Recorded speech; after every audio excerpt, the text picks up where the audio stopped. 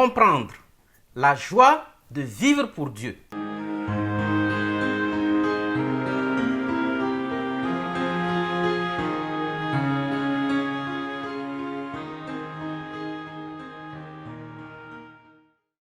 Bienvenue à votre émission. Notre étude d'aujourd'hui a pour thème un message à partager d'urgence. La question du jour, quel est le message le plus important que Dieu a pour toi aujourd'hui?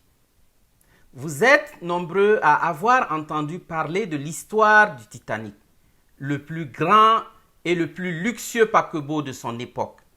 Bien que ses constructeurs le disaient insubmersible, le Titanic fit naufrage dans l'océan Atlantique en 1912 pendant sa traversée inaugurale.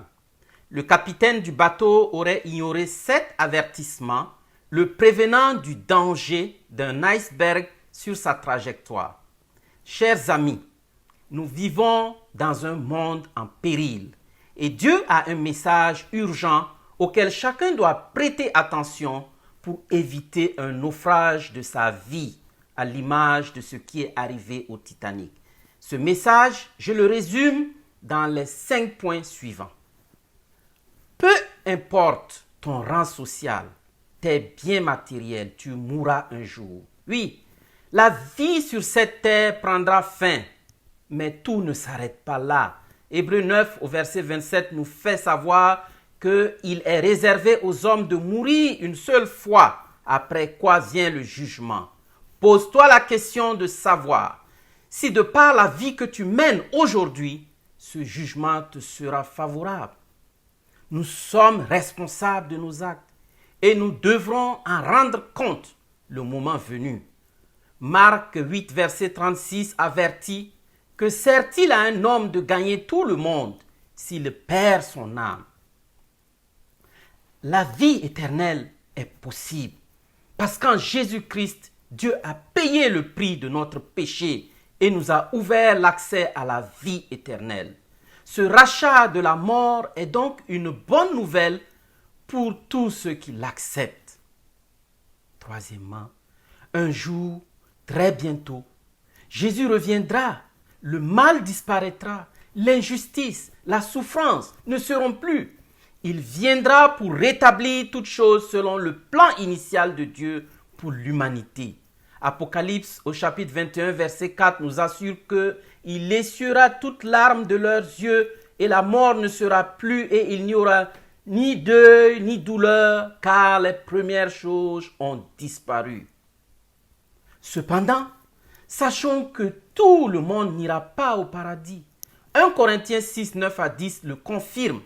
Ne savez-vous pas que les injustes n'hériteront point le royaume de Dieu?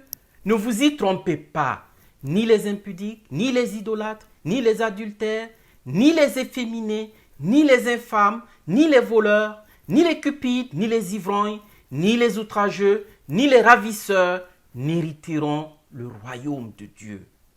Enfin, tous les chemins ne mènent pas au ciel.